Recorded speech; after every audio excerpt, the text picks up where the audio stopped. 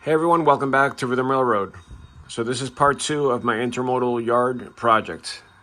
As you can see, a lot has been done since the last time I worked on this, which was only a few days ago.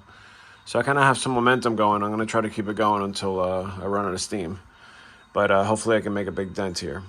So let me just get right to the things that I've been doing.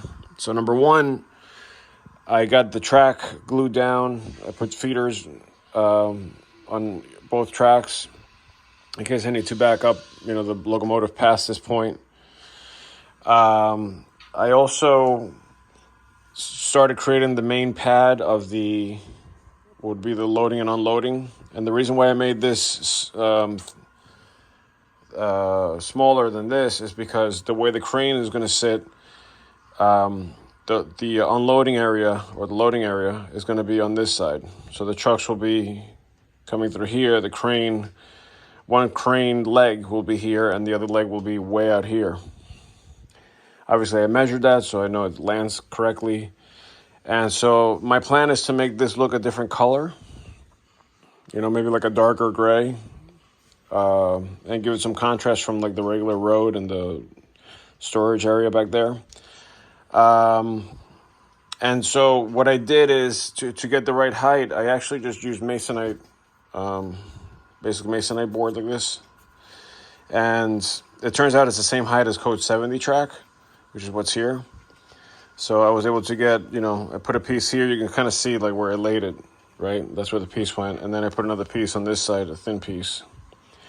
And the tracks also helped to kind of flatten everything up. And I just put a big blob of plaster and just started smoothing it out. And then I just cut off the ends there. So the plaster jobs, I've done a million of them. They always have, you have to do it a few times.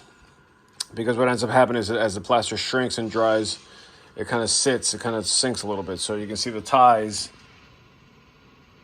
until you get the second coat in. And then, things start to look a little bit more like a concrete pad.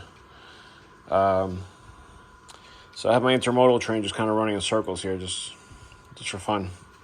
But yeah, so now that that's done, what I also went ahead and did is I put another, because I wanted to kind of get ahead here. So while this was down, I put another small strip back there, and I created just a pad kind of in the middle here, because what that's going to do is when that dries and this dries, it'll help me fill in this gap easily because I'll have both guides, right? So it'll help me with that, and also with the back there, because I could just I could just go by this and just kind of keep my knife, flat with this, and it should create a nice flat surface there as well. And I'll smooth it in. I'll kind of blend it all in.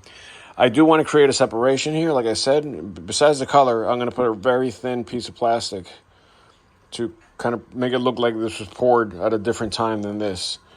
And the same thing over here on this side. In order to get the right height of the plaster here, what I'm going to do is take the masonite board, and I'll make a long piece, and I'll temporarily attach it here, but at the right height, right? So I'll do something like this. So I'll have the height in place, and then I'll just take the masonite board and square it off, and then just kind of tack it into place here.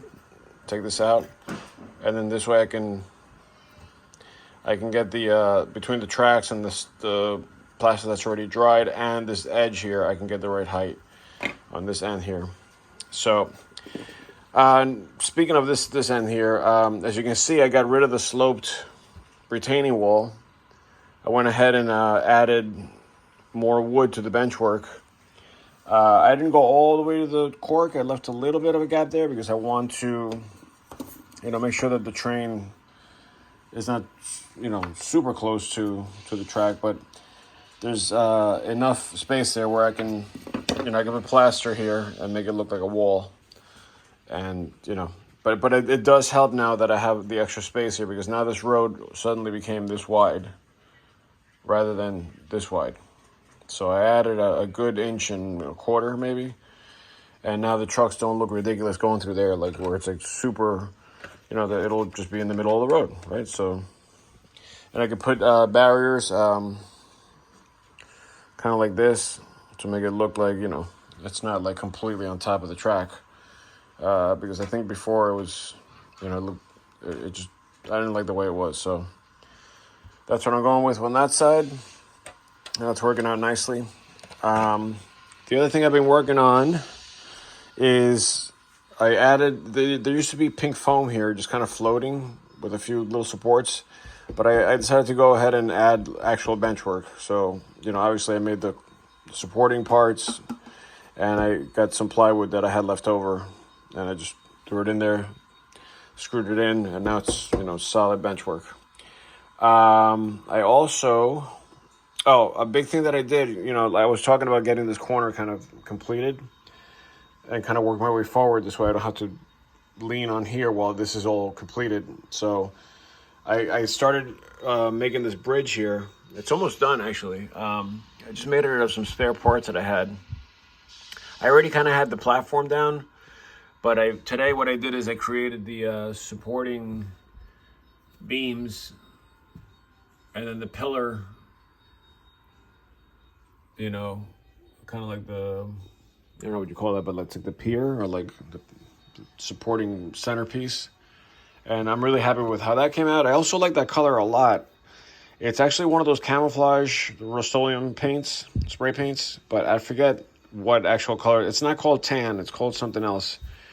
I'll let you know once I figure it out. I left the can outside, so I don't feel like going out there right now.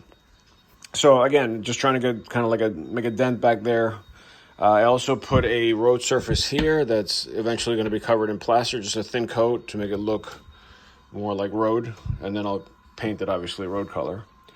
So that's kind of taking shape here. I had a thought about making a bridge here, like where the road just kind of continues over the tracks and goes somewhere.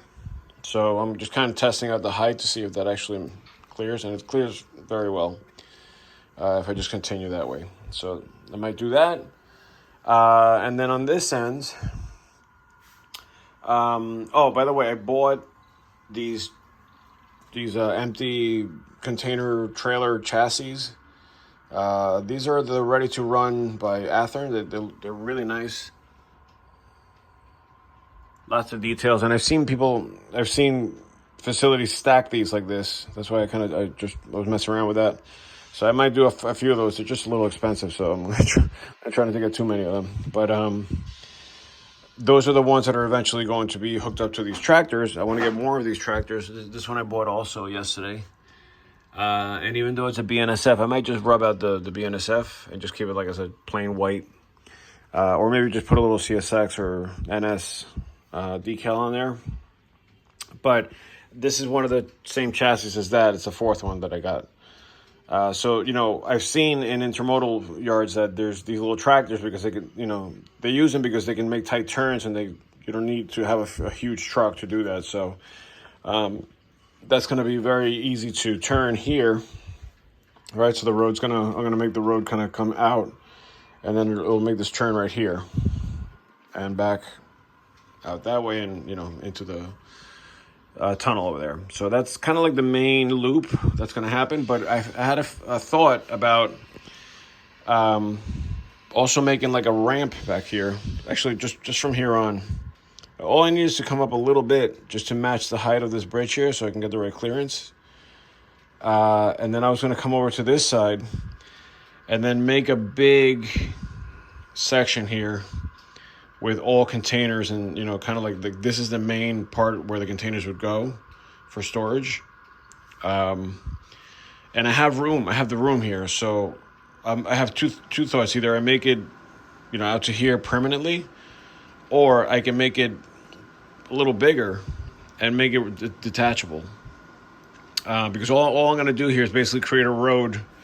It's going to be like a loop, right? It's going to go like this, and it's going to come back into the bridge, and the containers are going to be in the middle. So, I'm not going to put like a ton of containers, but I do want to make it look like they're stacked and stuff. So I can come out to like probably around here, and then kind of shape it in this way to whatever the bridge is going to be, wherever that's going to land.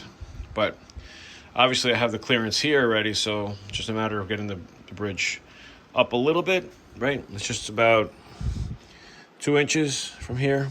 Just kind of make a little bridge that goes up. And then I might go down again or just keep it at the same height as this. I don't know, I'm not sure yet. Figure that out later.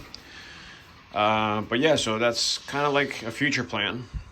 I had a thought of going up and across the track and making it there, but I didn't want it to be where you had to go through a crossing, a double track crossing to get, you know, the facility from one side of the tracks to the other. It's kind of weird.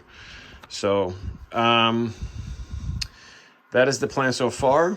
So I'm gonna leave that there, part 2, and hopefully by part 3 I'll have all this already completely filled with plaster the way I want to do it, and also the road.